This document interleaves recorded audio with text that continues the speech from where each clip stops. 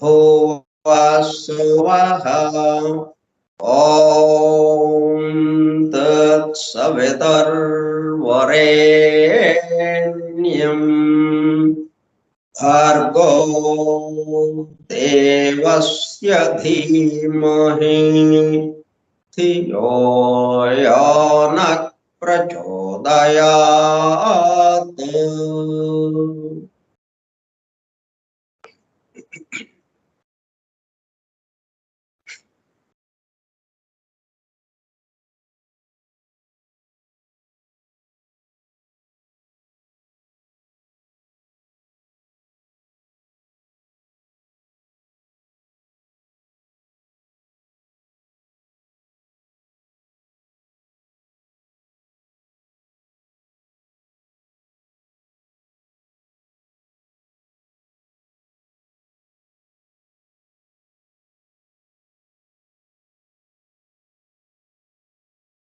Vasudev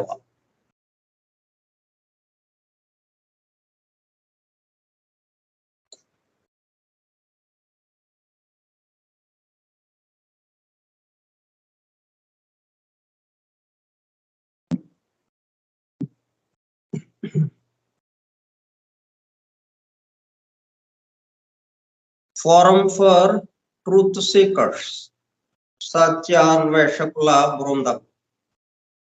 Foundations of Esoteric Philosophy, నిగూఢ తత్వశాస్త్ర మూలం.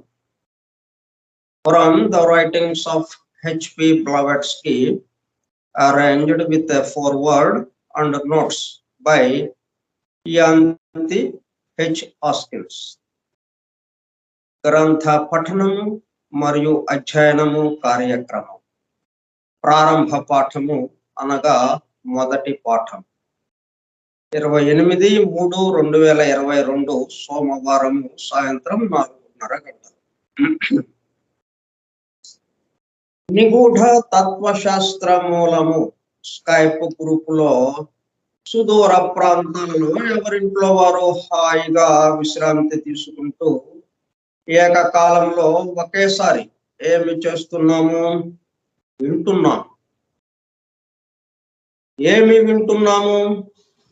శాస్త్ర సాంకేతిక రంగంలో ఎంతో వేగముగా పురోగమిస్తున్న ప్రస్తుత కాలంలోని మానవాళి అదే వేగముతో ఆధ్యాత్మిక రంగంలో కూడా పురోగమించుటకు వీలుగా ప్రపంచంలోని అన్ని జాతుల మతముల పవిత్ర గ్రంథములలో పొడుపు కథల రూపంలో అర్థము అయి అవనట్లుగా ఉన్న సృష్టి రహస్యములను శాస్త్ర సాంకేతిక రంగములతో మతము తాత్వికతలతో సమన్వయము చేస్తూ సృష్టి రహస్యములను బహిర్గతం చేసి మానవాళికి అందించాలనే దివ్య ప్రణాళికను అమలు చేయుటకు పరమ గురువులచే ఎన్నుకొనబడిన వారు మేడం హెలెనా పెట్రోవ్నా బ్లవాట్స్కీ.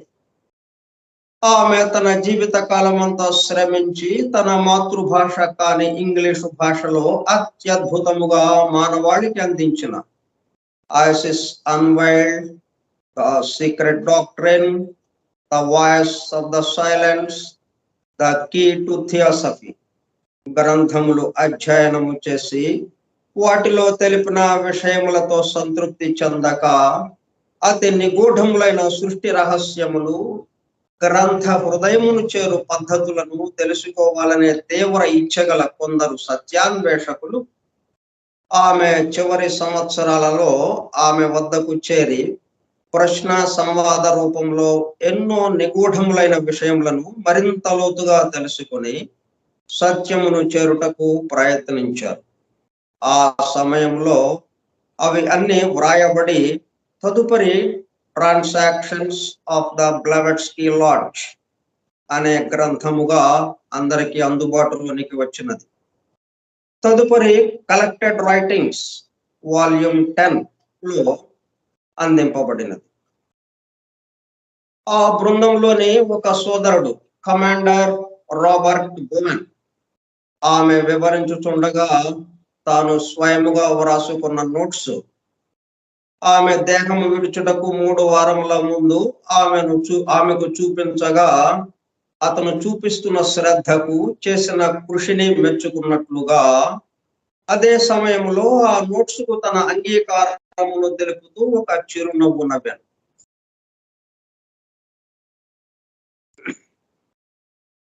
మరుగున పడిపోయిన ఆ నోట్స్ ను 40 సంవత్సరముల తదుపరి వారి కుమారుడు కెప్టెన్ పిజి బోవెన్ వెలుగులోకి తీసుకువచ్చి భవిష్యత్తు తరాలకు ఎంతో మేలు చేశారు. ప్రథమముగా 1932 సంవత్సరంలో థియోసఫీ ఇన్ ఐర్లాండ్ మ్యాగజైన్ లో ప్రచురింపబడినది. ఆ తదుపరి madam Blavatsky on how to study theosophy, గ్రంథం పేరు madam Blavatsky on how to study theosophy అనే పేరుతో చిన్న బుక్లెట్ రూపంలో అందుబాటులోనికి వచ్చినది. అపార జ్ఞాన సంపదతో వలరారుతున్న గ్రంథ సముదాయము నుండి అసలు మూలము ఏమిటి అనే విషయము ఆకళింపు చేసుకున్నటకు ఆ గ్రంథంలలోనే అక్కడక్కడ నెంబర్డ్ స్టేట్మెంట్స్ అండ్ ప్రిన్సిపల్స్ ఉదహరించబడినవని, వాటి ద్వారా మూలం వద్దకు చేరుకోవచ్చని ఆమె తెలిపినారు. దానికి అనుగుణముగానే ఇయంతి హాస్కిన్స్ ఆ నెంబర్డ్ స్టేట్మెంట్స్ అండ్ ప్రిన్సిపల్స్ ను సేకరించి ప్రతిదానికి తాను స్వయముగా వ్రాసిన నోట్స్ ను జత చేస్తూ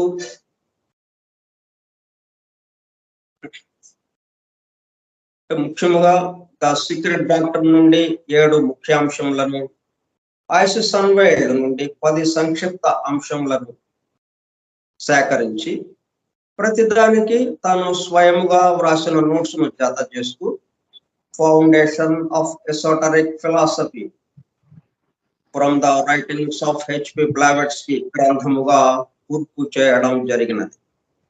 కమాండర్ రాబర్ట్ బోవెన్ వ్రాసి బ్లావెట్స్కీ ఆమోదం పొందిన నోట్స్ ను అనుబంధము ఏ గా గ్రంథము రాయడం జరిగినది. గ్లాసరీ పారిభాషిక పదకోశమును అనుబంధము బిగా చేర్చబడినది.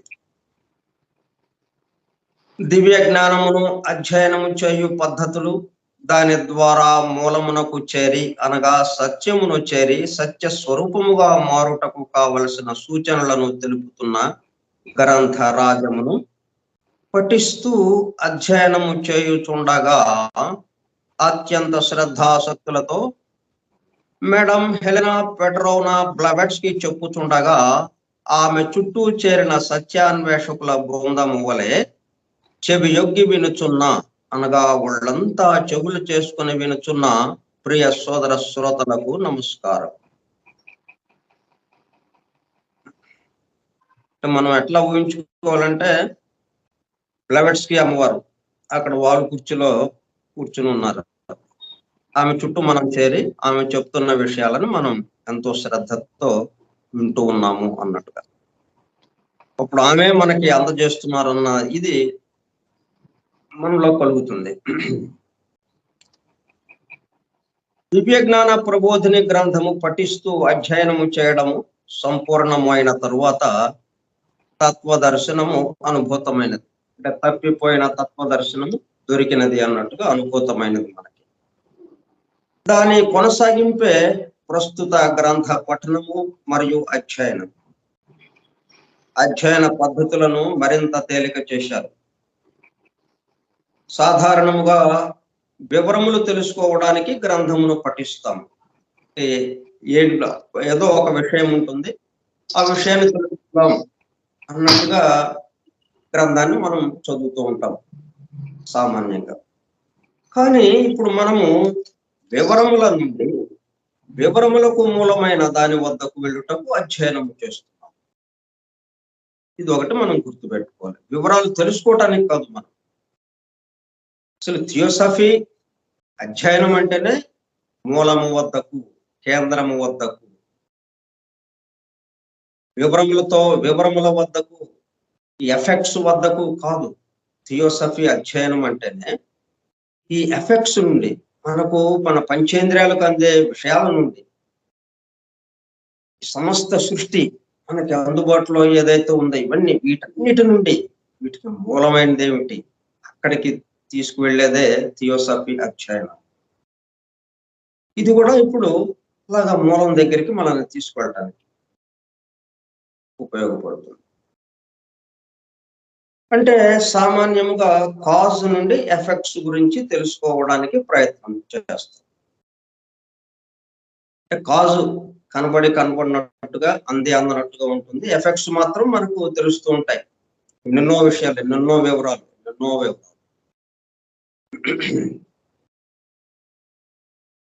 అలా కాకుండా ఎఫెక్ట్స్ నుండి కాజు వద్దకు ఈ మొత్తం ఇన్ని వివరాలుగా, ఇన్ని డీటెయిల్స్ గా ఉన్నటువంటి వీటన్నిటికీ మూలమైనది ఏది?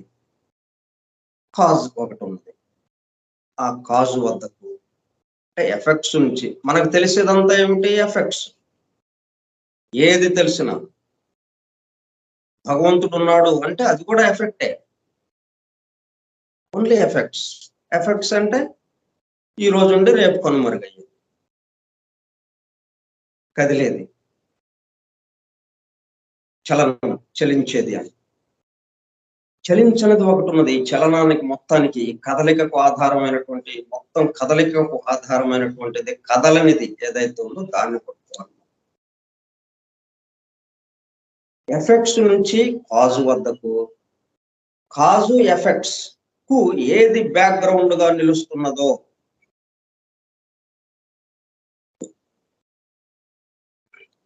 కారణము ఫలితము, కారణము ఫలితము. సో ఫలితం దగ్గర నుంచి మనం కారణం దగ్గరికి వెళ్ళాం. కానీ అక్కడితో అయిపోలేదు అది. ఈ కారణానికి కారణం ఏంటి? ఈ కారణానికి కారణము కారణం లేనిది, కాజులెస్ కాజ్. అది ఆ మూలం దగ్గరికి మనం చేర్చడానికి ఈ గ్రంథాధ్యయనం మనకు ఉపయోగపడుతుంది. ఏది బ్యాక్గ్రౌండ్ గా నిలుస్తున్నదో ఆ మూలమును చేరడానికి మనము ప్రయాణము మొదలు పెట్టాము. అంటే మనం ఎటువంటి గ్రంథాన్ని చదవబోతున్నాం, ఎటువైపుకి ప్రయాణం చేయబోతున్నాం, ఈ విషయాలు మనకి కొంత అవగాహన ఉండి ఉండాలి. అప్పుడు మనం మన అధ్యయనము చక్కగా కొనసాగుతూ ఉంటుంది. లేకపోతే అధ్యయనంలో చెప్పే విషయాలు మనకు అర్థమయ్యే ఉన్నట్టుగా ఉంటుంది, దాంతో మనం అనుభూతి చెందలేం.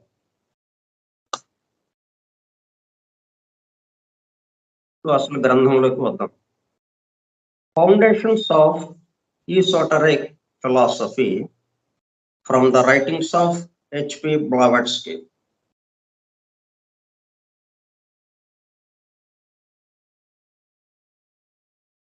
Arranged with a foreword and notes by Ianthe H. Hoskins.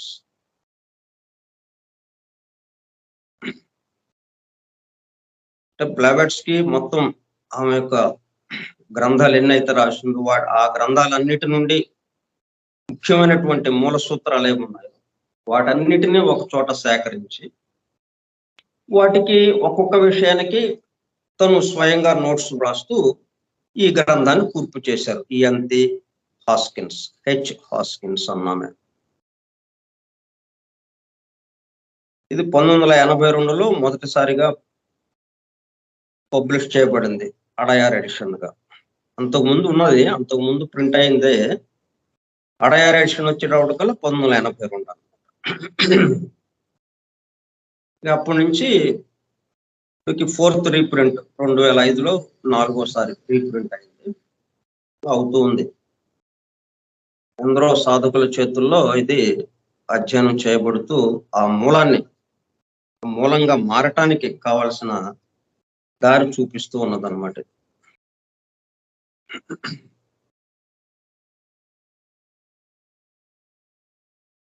Forward.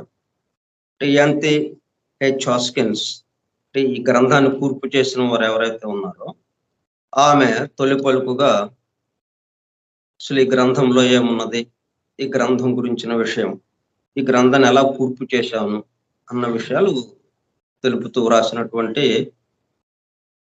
ముందు మాట చదువుకుందాం మనం. Forward.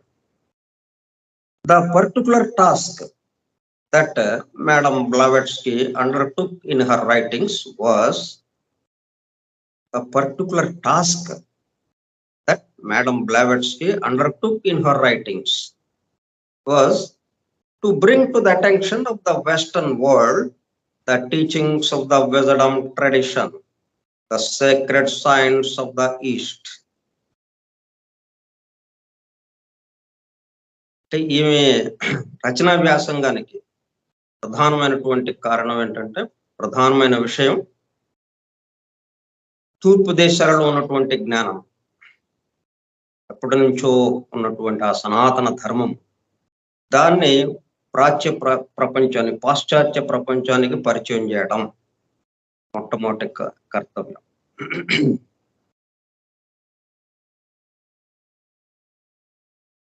Repeatedly, she affirmed both the antiquity and the universality of these teachings. And ఈ సనాతన ధర్మం, ఈ తూర్పు దేశాల్లో ఉన్నటువంటిది ఏదైతే ఉందో జ్ఞానము, ఇది విశ్వవ్యాప్తంగా ఉన్నటువంటిది, విశ్వానికి సంబంధించిందిగా, ఏదో కొంత ప్రాంతానికి పరిమితము అవ్వకుండా అపరిమితముగా ఆ పరమాత్మ తత్వాన్ని గురించి వివరించేటట్టుగా, విశ్వం మొత్తాన్ని వివరించేటట్టుగా ఉన్నది ఈ జ్ఞానము. Known since the early centuries of our era as theosophy. థియోసఫీగా పేరుతో, థియోసఫీ అనే పేరుతో అరిస్టాటిల్ గాని, ప్లేటో గాని, పైథాగరస్ గాని, గ్రీకు నాగరికతకి సంబంధించి, గ్రీకు జాతికి సంబంధించి వాళ్ళందరూ కూడా ఆ థియోసఫీ అనే పదంతో దీన్ని వాడుతూ ఉన్నారు, దివ్య జ్ఞానము. ఇక్కడ మనం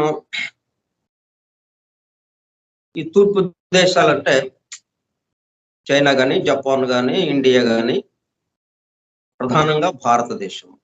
ఈ భారతదేశంలో ఉన్నటువంటి సనాతన ధర్మం,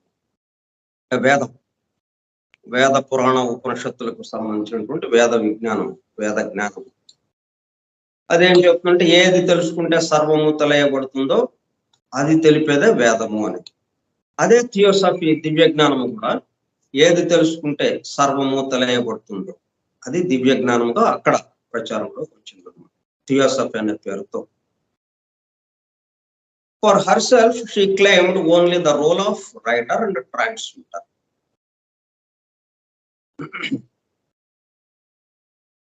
అంటే కొత్తగా నేనేదో విషయం తీసుకొస్తానని అనుకుంటా, నా ద్వారా ఇవన్నీ జరుగుతున్న, నా ద్వారా ఈ గ్రంథ రచన అంతా సాగింది, నేను రచించలేదు. ఒక పెన్ను ఎట్లాగైతే పెన్ను పట్టుకున్న వాడికి సంబంధం ఉంటుంది కానీ పెన్నుకి సంబంధం లేదు. కలం వాడు ఏది రాయమంటే ఆ అక్షరం రాస్తుందంటే, కలం తన సొంతగా రాయలేదు, తన సొంతగా రాయదు కూడా. ఆ పెన్నును పట్టుకుని ఎవరైతే, ఆ కలంను పట్టుకుని ఎవడైతే రాస్తున్నాడో వాడికి తగ్గట్టుగా ఆ కలం వెళ్ళిపోతూ ఉంటుంది, అలాగా అక్షరాలు రాస్తూ వెళ్ళిపోతుంది. అట్లాగా నా ద్వారా ఈ గ్రంథ రచన సాగింది. ఇంత అపారమైన, కొన్ని వందల సంవత్సరాలకి ఉపయోగపడే గ్రంథాలు, సామాన్యమైన గ్రంథాలుగా ఉంది. ISIS unveiled, the secret doctrine, వందల సంవత్సరాలు సాధకులకు ఉపయోగపడుతుంది, సత్యాన్వేషకులకి ఉపయోగపడుతుంది. అటువంటి గ్రంథం ఆమె ద్వారా వచ్చిన అటువంటి గ్రంథాలు. కానీ ఏముంది, అవి నేను రాయలేదు అని ఉంది, నా ద్వారా రాయబడ్డాయి అవన్నీ. And transmitter, the way in which she saw her task is plainly stated in the preface to her greatest work, The Secret Doctrine, published in 1888. 1888లో ప్రచురింపబడినటువంటి ద సీక్రెట్ డాక్ట్రిన్ గ్రంథానికి పరిచయం రాస్తూ అదే విషయాన్ని ఈ విధంగా తెలిపిందన్నమాట. అంటే పరమ గురువులు ఈమెను ఎందుకైతే ఎన్నుకున్నారో దానికి అనుగుణంగా అవి పనిచేస్తూ ఉన్నారు ఆమె జీవితం అంతా కూడా. These truths are in no sense put forward as a revolution. ఇది ప్రవక్తలు ఎవరో ప్రవక్త వచ్చి ఒక గొప్ప సత్యాన్ని వెల్లడి చేశారు అన్నట్టుగా నేను ఈ సత్యాలని నేనేమి కొత్తగా చెప్పడం లేదు. Nor does the author claim the position of a revealer of mystic lore, now made public for the first time in the world's history. ఇప్పుడు వరకు పొడుపు కథల రూపంలో ఉండిపోయినాయి, పవిత్ర గ్రంథాల్లో పొడుపు కథల రూపంలో ఉండిపోయినాయి అంది అందనట్టుగా. ఓన్లీ ఇనిషియేట్ దీక్ష తీసుకున్న వాళ్ళకి మాత్రమే అది అందుబాటులోకి వచ్చేటట్టుగా ఉన్నది. అంటే ఒకప్పుడు సినిమా చూడాలంటే థియేటర్కి వెళ్ళాలి, టికెట్ కొనుక్కోవాలి, థియేటర్లో కూర్చుని వాడు తేత ఇస్తే అప్పుడు మనం చూడాలి ఆ సినిమా చూడటం. అంటే ఇంకా పాతకాలానికి వెళితే 20-30 గ్రామాలకు కలిపి ఎక్కడో ఒక్క థియేటర్లో ఆ సినిమా ఉండేది. వాళ్ళందరూ ఆ పల్లెటూళ్ళ నుంచి ఎద్దు బండ్లు కట్టుకొని ఆ బండ్ల మీద ఎద్దు బండ్ల మీద పొద్దునే బయలుదేరి వచ్చి ఆ సినిమా చూసి అప్పుడు ఇళ్ళకి వెళ్తుండేవాళ్ళు. అంత కష్టంగా ఉండేది అది సినిమా చూడడం అంటే. మరి ఈ రోజున ఎట్లాగుంది సినిమా చూడడం అంటే? ఎక్కడ దాకా వచ్చింది? టీవీ దాకా వచ్చేసింది. ఇంట్లో టీవీ, అక్కడి నుంచి మన చేతిలో ఉన్న సెల్ ఫోన్లోకి వచ్చేసింది, స్మార్ట్ ఫోన్లోకి వచ్చేసింది. అంత తేలిక అయిపోయింది. అంటే ఆధ్యాత్మ విద్య కూడా అట్లా అంత తేలిక చేయటం కోసమే పరమ గురువులు. అంటే అంతకుముందు ఆధ్యాత్మ విద్య అంటే ఎవరో గురువు దగ్గర చేరాలి, ఒక ఆశ్రమంలో చేరాలి, అక్కడ ఆ గురువుకి శుశ్రూషలు చేస్తూ ఆశ్రమంలో ఉంటూ వాళ్ళు చెప్పిన పనులు చేస్తూ ఆ ధ్యానాలు ఆ సాధనలు చేస్తూ వాళ్ళు చెప్పిన సాధనలు అలా ఎంతో కష్టపడితే గాని ఆ దీక్ష ఎప్పుడుకో గురువు సంతోషించిస్తాడు. ఆ దీక్ష ఇచ్చిన తర్వాత మంత్రదీక్ష, ఆ మంత్రదీక్షని అనుష్ఠానం చేస్తూ ఇంకా ఎంతకాలానికి కానీ ఆత్మదర్శనం జరగదు. అంత కష్టం అయింది. అంటే మనం పూర్వకాలంలో సినిమా చూడటానికి ఎంత కష్టపడేవాళ్ళు అంత కష్టం అన్నట్టు. ఈ రోజున మొత్తం విషయాలు బాహాటంగా మనకి బహిర్గతం కాబట్టి ఆధ్యాత్మ విద్యకు సంబంధించినటువంటి విషయాలన్నీ, సృష్టి రహస్యాలన్నీ కూడా ఎంతో శాస్త్రీయంగా వివరిస్తూ శాస్త్రము, మతము, తత్వము ఈ వీటి మూడిటితో జోడిస్తూ మనకు అందుబాటులోకి వచ్చింది the secret doctrine by Isis unveiled.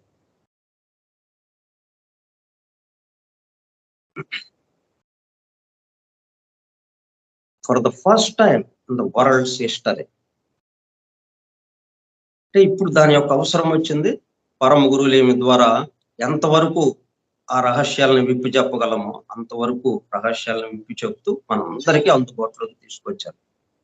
ఎందుకంటే ఇప్పుడు సాధన చేసే ఇప్పటి ప్రజా సమూహం అంతా, ప్రజా బాహుళ్యం అంతా ఎటువైపుకి వెళ్ళిపోతా ఉంది?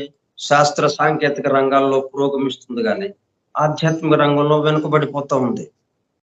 అట్లా వెనుకబడ్డ వాళ్ళని నువ్వు ఇంకా సాధన చేయి, అప్పుడు కానీ నీకు ఆత్మ దర్శనం కాదు అంటే అస్సలు వాళ్ళకి అందుబాటులోకే రాదు. అందుకని ఇప్పుడు మన సెల్ ఫోన్లో సినిమా చూసేంత తేలికగా, ఒకప్పుడు సినిమా చూడటానికి ఎంత కష్టం, ఇప్పుడు సినిమా చూడటానికి ఎంత తేలికో చూడండి. మనం టికెట్లు ఆన్లైన్లో బుక్ చేసేస్తున్నాం, క్యూలో నిలబడే పనే లేదు. ఒకప్పుడు మరి క్యూలో నిలబడి అంత గందరగోళం పడాల్సి వచ్చేది. అటువంటి సాధనలు, అటువంటి తపస్సులు, ధ్యానాలు అన్నీ అంత అవసరం లేదు ఇప్పుడు అన్నట్టుగా చాలా చాలా తేలిక చేశారు అన్నమాట ఆధ్యాత్మ విద్యలు. ఎందుకంటే అట్లా అంత తేలిక చేస్తే గానీ ఈ శాస్త్ర సాంకేతిక రంగాల్లో దూసుకుపోతున్న వాడు కొంచెం ఇటు తిరిగి చూడటానికి వీలు కాదు. ఇటు తిరిగి చూస్తే గానీ వాడు మరి దీన్ని సమన్వయం చేసుకోవడానికి అంటే ఈ రెండిటిని మనం సమన్వయం చేసుకుంటూ వెళ్ళాలి. శాస్త్ర సాంకేతిక రంగాలు, ఆధ్యాత్మిక రంగం. ఏదో ఒకదాంతోనే వెళ్ళిపోతే కాదు. పూర్తిగా ఆధ్యాత్మిక వెళ్ళినా మళ్ళీ ఒంటి కాళ్ళతో నడుస్తున్నట్టుగా ఉంది. కుంటి కాళ్ళతో నడిచినట్టుగా. అలాగే శాస్త్ర సాంకేతిక రంగాలు ఒక్కటే సరిపోతుంది మనకు అన్న కుంటి కాళ్ళతో నడుస్తున్నట్టే అవుతుంది. ఈ రెండిటిని సమన్వయం చేసుకుంటే ఈ రెండు కాళ్ళలాగా, రెండు పట్టాల్లాగా, రైలు పట్టాల్లాగా అలా సమన్వయం చేసుకుంటూ మనకు వెళ్ళాల్సిన అవసరం. అయితే మరి ఆధ్యాత్మికం అంటే అత్యంత కష్టంగా ఉన్న విషయం అది. పూర్వకాలంలో సినిమా చూసినంత కష్టంగా. అట్లా కాదు బాబు అని పరమ గురువులు for the first time in the world's history మొత్తం బాహాటం చేశారన్నమాట. For what is contained in this work is to be found scattered throughout thousands of volumes, embodying the scriptures of the great Asiatic and early European religions. మళ్ళీ నేను ఇదే కొత్తగా ఇవ్వడం లేదు. మళ్ళీ అంతా కూడా ఈ కొన్ని వేల సంవత్సరాల నుంచి ఇటు తూర్పు దేశాల్లో కానీ అన్ని చోట్ల ప్రపంచంలో చాలా చోట్ల వారి జాతులకు సంబంధించిన పవిత్ర గ్రంథాలు నిక్షిప్తమై ఉన్నాయి. ఆ విషయాలన్నీ కూడా కాకపోతే ఓన్లీ ఇనిషియేటెడ్ ఎవరైతే దీక్ష తీసుకుంటారో వాళ్ళకి మాత్రమే అవి రివీల్ చేయబడేవి. వాళ్ళకి మాత్రమే ఆ రహస్యాలని విప్పి చెప్పబడేవి. ఆ రహస్యాలు విప్పి చెప్పబడేవి వారికి మాత్రమే. కొన్ని లక్షల మందిలో ఒకటికి అన్నట్టుగా. Hidden under glyph and symbol, కొన్ని బొమ్మల రూపంలో మనకి విగ్రహాలు ఉన్నాయి. విగ్రహాలు ఎంత సృష్టి రహస్యాలని వెల్లడి చేస్తున్నాయి అవి. కానీ ఒక మనిషి విగ్రహంగా మనం అనుకుంటా ఇదేంటి రాతిలో దేవుడు ఉంటాడా, దేవుడు ఇట్లా ఉంటాడా, ఈ రూపంలో ఉంటాడా అంటూ ఎగతాళి చేయడం అది విషయం తెలియక.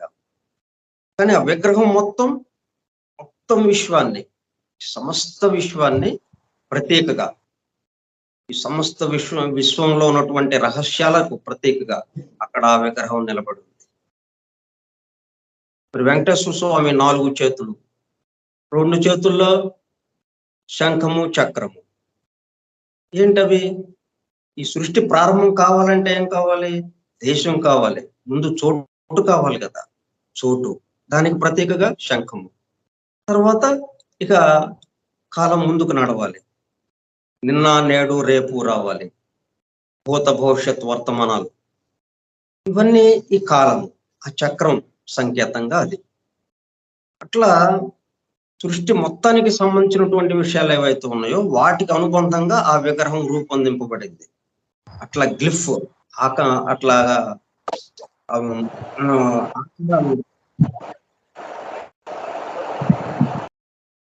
నిబంధింపబడింది అనమాట. అండ్ సింబల్ వాటిలో దాగి ఉందన్నమాట. అవి మనం వెలికి తీయలేకపోయాం. ఏది సీక్రెట్ డాక్టర్ వచ్చేదాకా మన ఎవరికి తెలియదు. ఏదో పెద్దవాళ్ళు చెప్పారు, దండం పెట్టమన్నారు, నమస్కారం చేయమన్నారు, చేస్తున్నాం. ఏంటది మనకి తెలియదు.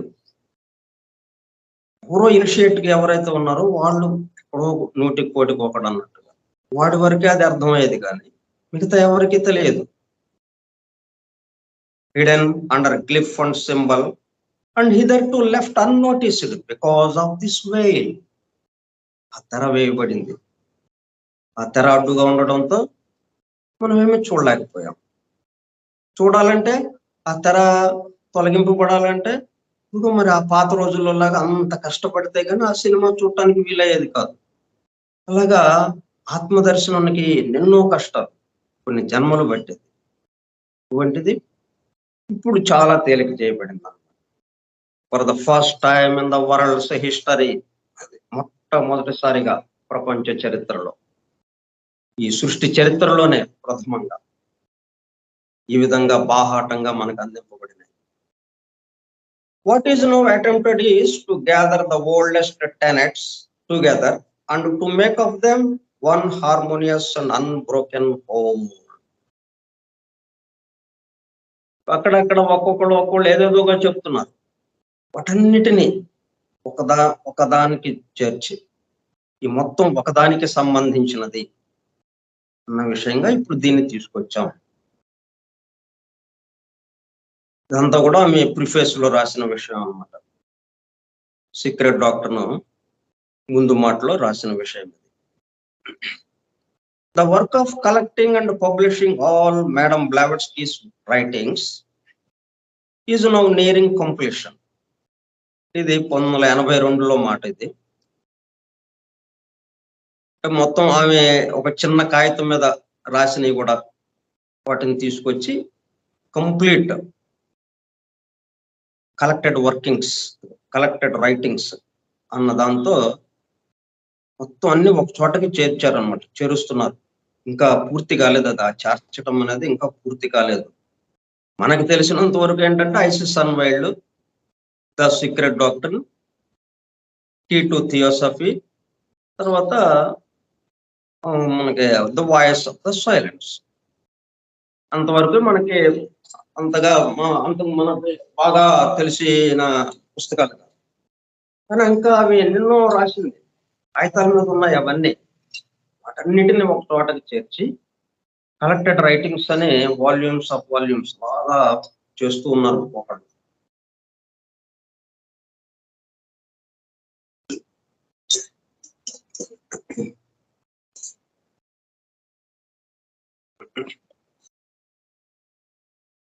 To make a total of some 19 or 20 substantial volumes.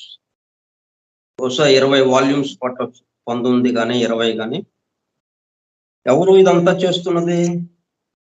ఈ కూర్పు చేస్తున్నది ఎవరు? The compiler of these collected writings, her great nephew Boris de Zirkoff. Boris de Zirkoff అన్నాయన అంటే దగ్గర బంధువు అనమాట, ఆమెకి దగ్గర బంధువు. ఆయన చేస్తున్నాడు ఈ పనంతా. Informs the reader that A letter published in the New York Daily graphic. అంటే అసలు ఈమె లిటరరీ క్యారియర్ ఎప్పుడు ప్రారంభమైంది అంటే సారస్వత రంగంలో ఈమె ఎప్పుడు ప్రవేశించింది అన్నదానికి లెక్క చూస్తే అతను ఒక letter New York Daily graphic magazine లో అమెరికాలో పబ్లిష్ చేయబడిందంట. అది ఎప్పుడు? ఆన్ 30th October 1874, 1874 అక్టోబర్ 30వ తేదీన డైలీ గ్రాఫిక్ లో, న్యూయార్క్ డైలీ గ్రాఫిక్ అనే పత్రికలో ప్రచురింపబడింది. Was the first article definitely known to be from her pen. మొట్టమొదటగా అది ఆమె కలం నుంచి వచ్చినటువంటి వ్యాసము, మొట్టమొదటి రచన అది. ఆ తర్వాత in 1877 her first major work, Isis Unveiled, appeared in 2 large volumes. 2 భాగాలుగా మనకి ఐసిస్ అన్వైల్డ్ 1877లో మనకు అందుబాటులోకి వచ్చింది. It was followed 11 years later by the 2 volumes of The Secret Doctrine. 11 సంవత్సరాల తర్వాత మరలా ద సీక్రెట్ డాక్టర్ అనే గ్రంథం వచ్చింది 2 భాగాలుగా. ఆ తర్వాత last books the voice of the silence and the key to theosophy were published in 1889. 1889లో ఈ 2 పబ్లిష్ అయినాయి. The voice of the silence, the key to theosophy. ఎందుకు ఈ హిస్టరీ అంతా మరి మనకి అనంటే, మనం ఏం చేస్తున్నాం? బ్లావెట్స్కీ ద్వారా వచ్చినటువంటి సమస్తం పట్టుకుంటాం, మొత్తం వాటిల్లో ఉన్నటువంటి రసాన్ని పిండుతున్నాం మనం. ఆమె మొత్తం ఏమేంటి రాసింది ఏంటి అనేది కొంచెం అవగాహన ఉండకపోతే మనకి ఆ రసాన్ని పిండటం ఎలాగా? మనం చెరుకు ముక్కలు ఒక 4-5 ఉన్నాయి. ఆ 4-5 ఏదో ఒక చెరుకు ముక్క తీసుకుని ఆ రసం పిండి తాగితే మరి మిగతా చెరుకు ముక్కలు మరి చెరుకు మొత్తం ఒకటి, దాన్ని ముక్కలు ముక్కలుగా చేసాం మనం. అంటే ఆమె ఒకటి ఒక 5-6 పుస్తకాలు, ఒక 10 పుస్తకాలు అన్నట్టుగా రాసింది. ఆమె కలం నుంచి వచ్చినాయి అవన్నీ. మరి అవన్నీ మనం అసలు ఎన్నున్నాయి, ఏమేమి పుస్తకాలు రాసింది అనేది మనకు ఒక అవగాహన ఉంటే, ఏ విషయాలు రాసింది అంటే అప్పుడు మనం వాటన్నిటిలోనూ ఆ మూలమైన విషయాన్ని, మూలాన్ని చేర్చే విషయము ఎక్కడున్నాయి వాటిల్లో. అక్కడక్కడ ఉంటాయి మళ్ళీ. అవే పట్టుకోవటం ఎట్లాగా? అందుకని ముందు ఆమె అసలు ఏమేమి పుస్తకాలు రాసింది. నేను మొత్తం అన్ని కలెక్టెడ్ రైటింగ్స్ అన్నమాట. ఆమె యొక్క మొత్తం రాసిన పుస్తకాలకి సంబంధించిన విషయాలన్నీ మన దగ్గర ఉంటే, అప్పుడు వీటన్నిటిలోనూ మనం వెతికి మూలం దగ్గరికి వెళ్ళటానికి అలాగా. మనం వివరాలు తెలుసుకోవడానికి కాదు ఇక్కడ కూర్చుంది మనం. ఈ వివరాల ద్వారా మనం అసలైనది, ఈ వివరాలకి కారణభూతమైనటువంటిది, మొత్తం సమస్తానికి ఆధారభూతమైనటువంటిది, దాన్ని పట్టుకోవడానికి మనం ప్రయాణం. వివరాలు మనకి ఉపయోగం ఉంది, వాళ్ళ వివరాలు తెలుసుకున్నందువల్ల అంతగా మనకి ఉపయోగపడదు. వివరాలు ఎలాగో తెలుస్తాయి మనకి. వివరాలను ఎప్పుడు తెలుసుకోవాలి మనం? ఒకటి నుంచి వచ్చినవి ఇవన్నీ అన్న దాంతో తెలుసుకోవాలి వివరాలని. ఈ వివరాలు వాటికి విడివిడిగా తెలుసుకున్నాం అనుకోండి, మనకు ఏకత్వానుభూతి రాదు, అనేకత్వంలోనే ఉంటాం. ఈమె ద్వారా పరమ గురువులు చేసిన పని ఏంటి? అనేకత్వంలో ఏకత్వానుభూతి పొందడం. ఎట్లాగా? దానికి ఇచ్చారు ఇవన్నీ. ఎందుకంటే శాస్త్ర సాంకేతిక రంగాల్లో పురోగమిస్తున్నాం, అత్యద్భుత వేగంతో వెళ్ళిపోతా ఉన్నాం. కానీ అవన్నీ అనేకత్వానికి దారి తీసేది, అనేకత్వానికి. మనం ఒకళ్ళ మీద ఒకళ్ళు యుద్ధం చేసుకోవడానికి ఉపయోగపడేది అది. అట్లాగా ఉన్నాయి అవి. అట్లా కాకుండా ఒకళ్ళ మీద ఒకళ్ళకి ప్రేమ పెరగటానికి కావాల్సింది ఈ ఆధ్యాత్మిక రంగం. వీటికి సంబంధించి మనకు అందుబాటులోకి తీసుకొచ్చారనమాట. అనేకత్వంలో ఏకత్వాన్ని దర్శించడం అనే దానికి మనల్ని తీసుకెళ్ళటం కోసం. కాబట్టి మనం డీటెయిల్స్ కోసం ఇక్కడ కూర్చోలేదు. మనం ఇక్కడ ఎందుకు కూర్చున్నామో అది ఫస్ట్ బాగా అవగాహన ఉండాలి మనకి. ఈ అనేకత్వంలో, ఈ డీటెయిల్స్ లో ఉన్నదేమిటి? కామన్ గా ఉన్నదేమిటి? కామన్ ఎస్సెన్స్, అది తెలుసుకోవడానికి మనం ప్రయత్నం చేస్తున్నాం. దానికి ఇవన్నీ వరుసగా అసలు ఆమె ఏమేమి రాసిన, ఆమె ద్వారా ఏమేమి వచ్చినాయి ఏంటి అని ఒక హిస్టరీగా తీసుకొస్తున్నారు అనమాట. So the secret doctrine, her last books, The Voice of the Silence and The Key to Theosophy, were published in 1889. ఇప్పుడు 4 అయినాయి మనకి. Isis Unveiled, The Secret Doctrine, Isis Unveiled 1877, The Secret Doctrine 1888, The Voice of the Silence, The Key to Theosophy in 1889 వరకు. If one bears in mind her long and frequent travels and the poor state of her health, మరి ఇది ఈ గ్రంథ రచనని కూర్చోబెట్టడానికి ముందు అసలు ఏం జరిగింది? ఇప్పుడు ఆమె చిన్నప్పుడు దాదాపు 14-15 సంవత్సరాల వయసులో ఆమె అసలు చిన్నప్పటి నుంచే పరమ గురువులతో టచ్ లో ఉన్నట్టుగానే ఉంది ఆమె. సరే, ఆమెని అన్నారు, ఏంటి తల్లి, ఏంటి సంగతి అన్నారు. ఎస్, ఐ విల్ ప్రొసీడ్, మీరేం చెప్తే దానికి నేను సిద్ధం అన్నాను. సిద్ధం అంటే సిద్ధం కాదు, చాలా కష్టాలతో కూడుకున్నది ఇది. నీ మీద పూలు పడవచ్చు, అదే దాంతో రాళ్ళు కూడా పడవచ్చు. నిన్ను మెచ్చుకునే వాళ్ళు ఉంటారు, తిట్టేవాళ్ళు ఉంటారు. తిట్టేవాళ్ళే ఎక్కువగా ఉంటారు, రాళ్ళు వేసే వాళ్ళే ఎక్కువగా ఉంటారు. దారంతా అంటకప్రాయం, ముళ్ళు రాళ్లతో నిండి ఉంటుంది. చాలా కష్టమైన పని. మరి ఇది చేయగలవా? ఎస్, చేయగలను. మీరున్నారు, మీ సహాయ సంపత్తులతో నేను తప్పగా చేయగలను. ఎటువంటి కష్టాలైనా ఎదుర్కోగలను. మీరున్నారు నాకు అని చెప్పి ఆమె ఒప్పుకున్నది. దేనికి? ఇట్లా ఇటువంటి ఈ థియోసఫీ అనే విషయాన్ని, అంటే ఆ ఈస్ట్ లో ఉన్నటువంటి విజడం ఏదైతే ఉందో జ్ఞానము, తూర్పు జ్ఞానము, తూర్పున ఉన్నటువంటి జ్ఞానము ఈ పాశ్చాత్య ప్రపంచానికి పరిచయం చేయాలి.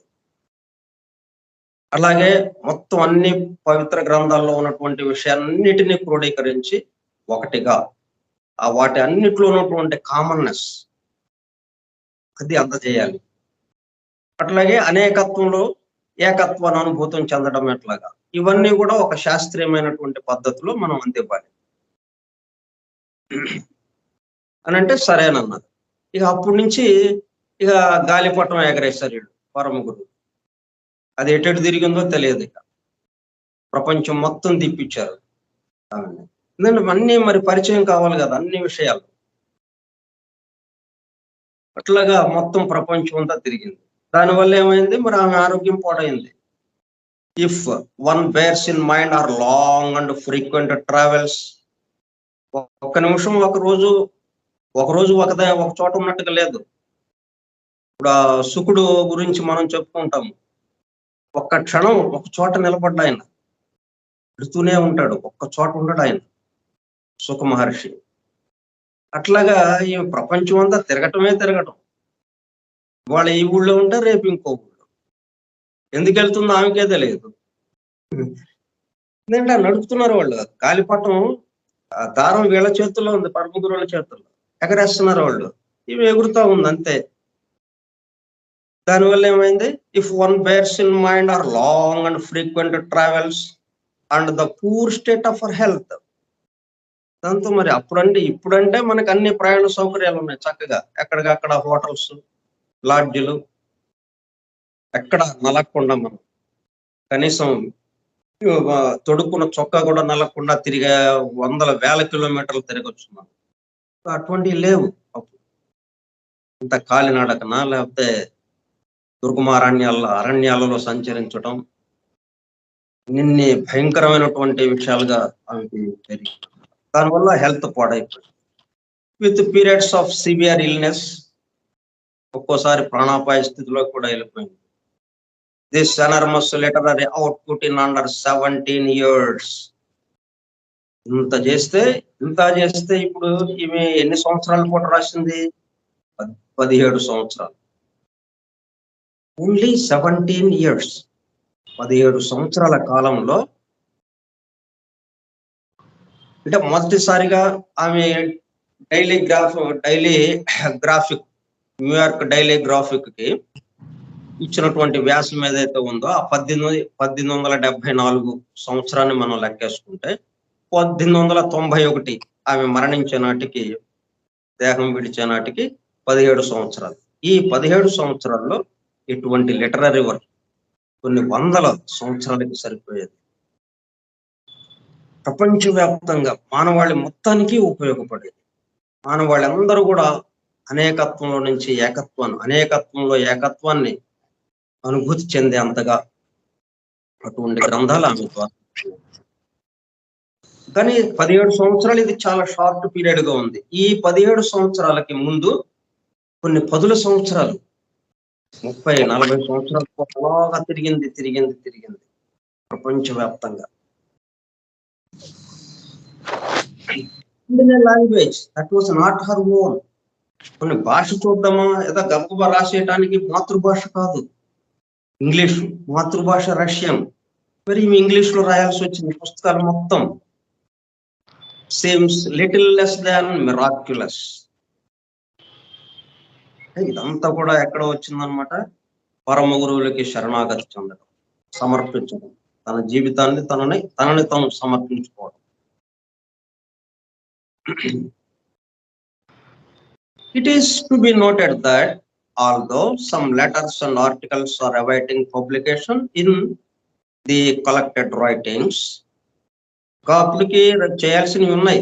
ఒక 18 వాల్యూమ్స్ వచ్చినాయి. ఇంకా 2-3 వాల్యూమ్స్ రావాల్సినవి ఉన్నాయి. ఆమె రాసినటువంటి లెటర్స్ కానీ, వ్యాసాలు కానీ, ఇంకా ఈ కలెక్టెడ్ రైటింగ్స్ లో చేర్చాల్సినవి ఇంకా ఉన్నాయన్నమాట. The great books have been continuously in print throughout the 100 or so years that have elapsed since their first appearance. మరి 1888లో మొట్టమొదటిసారిగా ద సీక్రెట్ డాక్టర్ వచ్చింది. మరి ఇప్పటికీ ప్రింట్లు అవుతూనే ఉన్నాయి, పునర్ముద్రణలు ముద్రింపబడుతూనే ఉంది. ఇప్పటికీ కొన్ని వేల మంది, లక్షల మంది దాన్ని చదువుతూనే ఉన్నారు. ఇట్లా అన్ని పుస్తకాలు.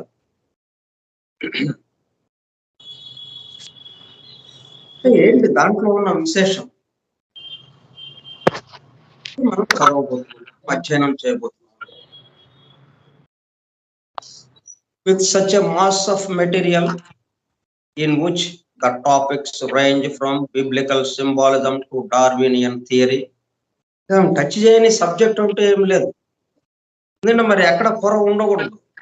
మనం ఇక్కడ ఏదైనా అనుమానం వస్తే బయట వెంటనే దీంట్లో చూస్తే దానికి సమాధానం దొరకాలి. మనకి దొరికేటట్టుగా ఇచ్చేది గ్రంథాలు. మనం ఇప్పుడు ప్రస్తుతం ప్రపంచం అనుభవిస్తున్నటువంటి క్లేశాలు వేటికైనా కానీ రెడీమేడ్ ఆన్సర్ రెడీగా ఉంది. అక్కడ ఆన్సర్, పరిష్కారం రెడీగా ఉంది. దాంట్లో ఇట్లా ఇచ్చారు అనమాట. బిబ్లికల్ సింబాలిజం, బైబిల్లో ఉన్నటువంటి కథలు ఏదో చిన్న చిన్న మామూలు వ్యక్తులుగా ఉంటుంది మనకి, వ్యక్తులు అన్నట్టుగా. కానీ వ్యక్తులుగా తత్వాలు. యాకోబు అని ఉంటుంది, యాకోబుకి 12 మంది కుమారులు అని ఉంటుంది. ఇవన్నీ తత్వాలు.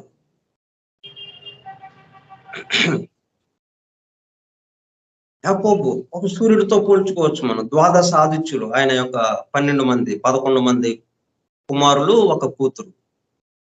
అట్లాగే మనం వైద్య రంగంలోకి వచ్చినప్పటికల్లా ద్వాదశ లవణ చికిత్స అనే ఒక పద్ధతి ఉన్నది. మన దేహంలో ద్వాదశ లవణాలు ఉన్నాయి. Inorganic chemical salts, inorganic salts. ఆ 12 కుమారులు అంటే 11 మంది కుమారులు, ఒక కూతురుతో సంకేతించారు. ఇట్లా బైబిల్ మొత్తం మన దేహంతో సంకేతించారు. దేహం అంటే సృష్టికి మొత్తానికి సంకేతంగా ఉన్నది. ఇది అంటే సృష్టి మొత్తానికి సంబంధించింది బైబిల్.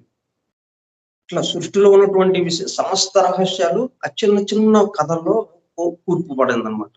చిన్న చిన్న కథలు కూర్చబడింది. ఆ సింబాలిజం మొత్తాన్ని బయటకు తీసుకొచ్చింది. డార్వినియన్ థియరీ,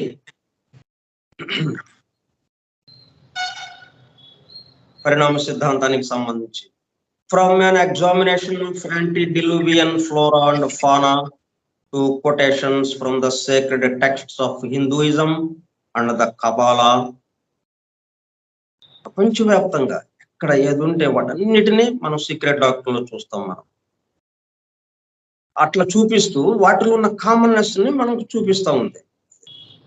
సీక్రెట్ డాక్టర్ అంతా ఏమిటి, ఐసిస్ అన్వైల్డ్ అంతా ఏమిటి, కామన్నెస్ వాటిల్లో ఉన్నటువంటి వేరుగా చెప్పుకోవచ్చు వాళ్ళు కొంచెం. అంటే మనం మంచినీరు అన్నది ఇంగ్లీష్ లో వాటర్, హిందీలో పానీ. ఇట్లా ఆ మాటల మార్పే గాని వస్తువు మార్పు లేదు. ఒకే వస్తువు, మాటలు వాటి యొక్క పేర్లు మారినాయి అంతే. ఆ విధంగా మనం తీసుకొచ్చింది, ఆ ఏకత్వాన్ని తీసుకొచ్చింది అన్నమాట.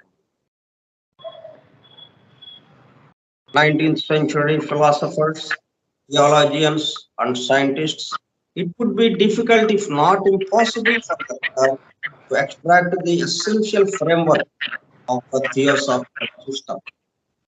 అయితే ఇంత డీటెయిల్ గా ఇచ్చేటప్పటికల్లా ఇప్పుడు మనం ఇది అధ్యయనం చేయడానికి మొదలు పెట్టేటప్పటికి ఈ థియోసాఫికల్ సిస్టంలోకి అసలు ఆ మూలం దగ్గరికి వెళ్ళటానికి మనకి చాలా కష్టంగా, కొద్దిగా కష్టపడాల్సిన అవసరం ఏర్పడుతుంది. However, Madam Blavatsky herself comes to the students' rescue. మనం దారి తెలియక అక్కడక్కడ తచ్చట్లాడుతున్నాం. ఎటువైపు వెళ్ళాలి, ఎలాగ వెళ్ళాలి, ఆ మూలం దగ్గరికి వెళ్ళాలి ఎలాగా మరి అని అంటే మనకి సహాయం చేయడానికి రెడీగా వచ్చేసింది.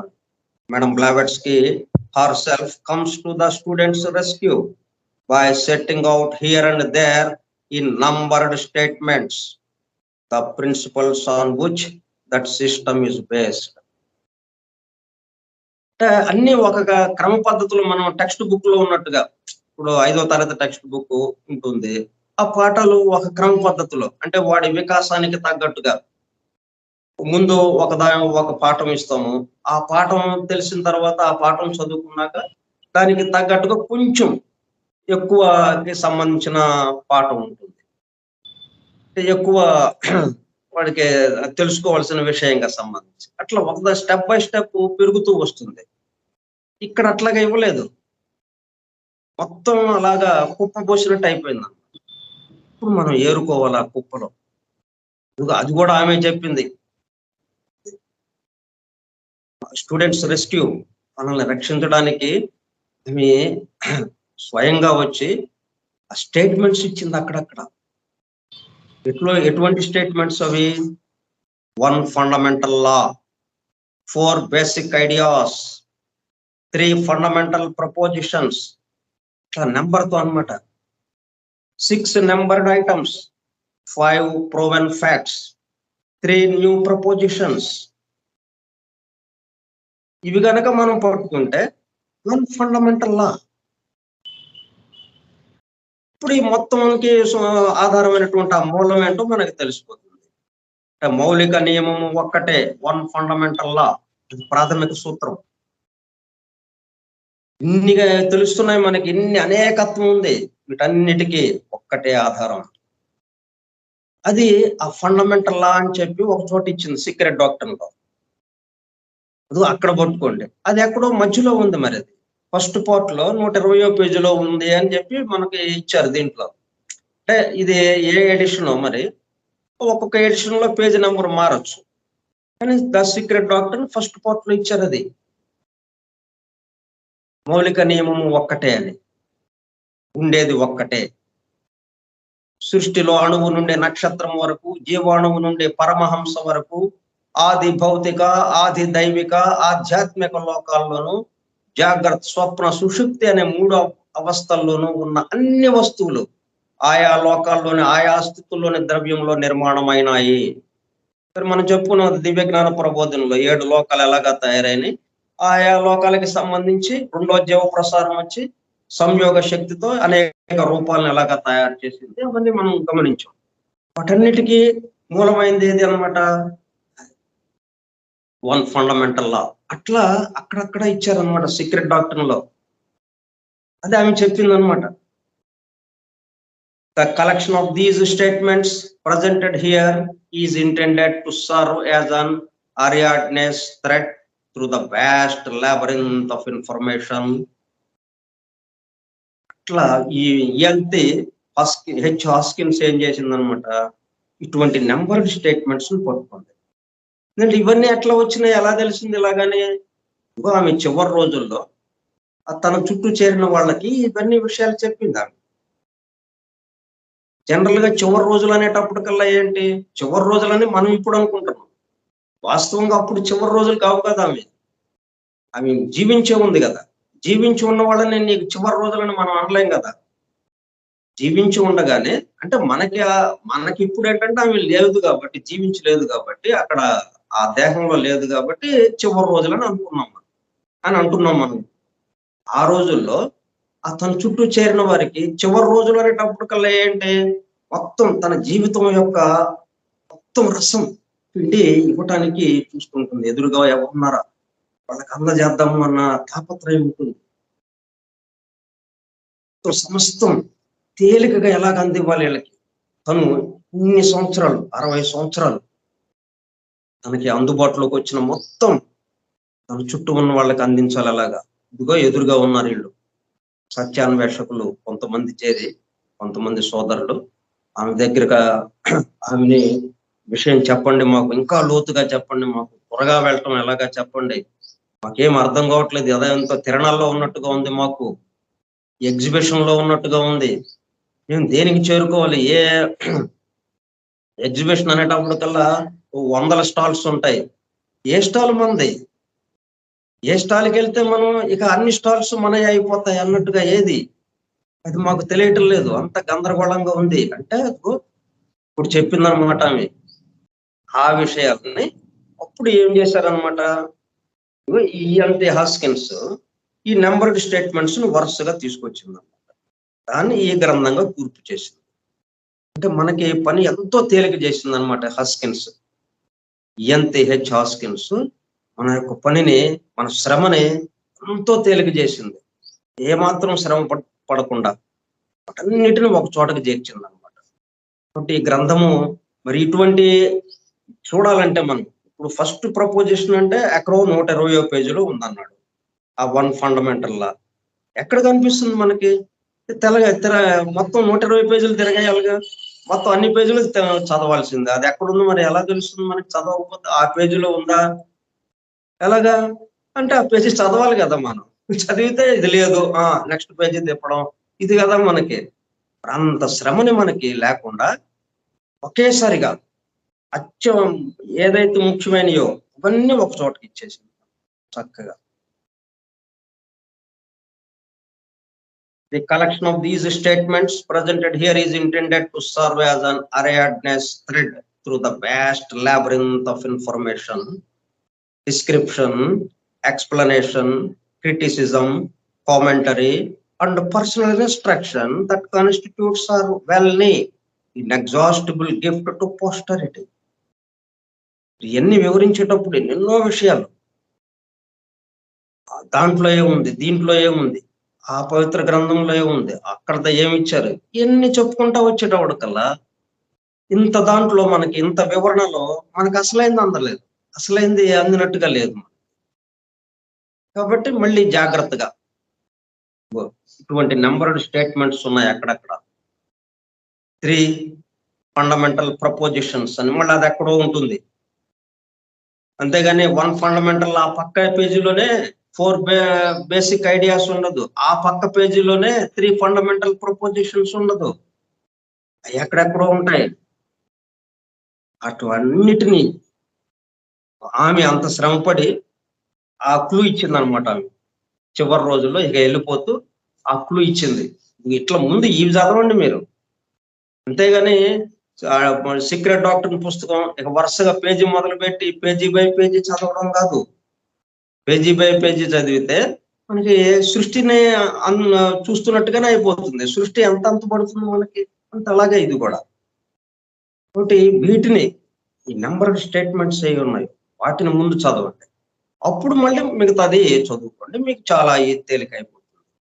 మనకి మూలం తెలిసాక ఇంకా ఎన్ని ఉంటే మనకేమి, మొత్తంలో ఉన్నది ఒకటే కదా అన్నది వచ్చేస్తుంది మనకి. డీటెయిల్స్ ఏం పర్లేదు, ఇప్పుడు ఇన్ని డీటెయిల్స్ కి ఇంకా 100 రెట్లు డీటెయిల్స్ ఉన్నా మనం కంగారు పడం, ఎందుకంటే అసలైన ఇది దొరికింది మనకి. అట్లా ఇచ్చారనమాట దీంట్లో. So where should the student begin? మనల్ని స్టూడెంట్ గా చెప్పారు, మనం ఎక్కడ మొదలు పెట్టాలి, ఎక్కడ ప్రారంభించాలి, అది మనం రేపు చూద్దాం.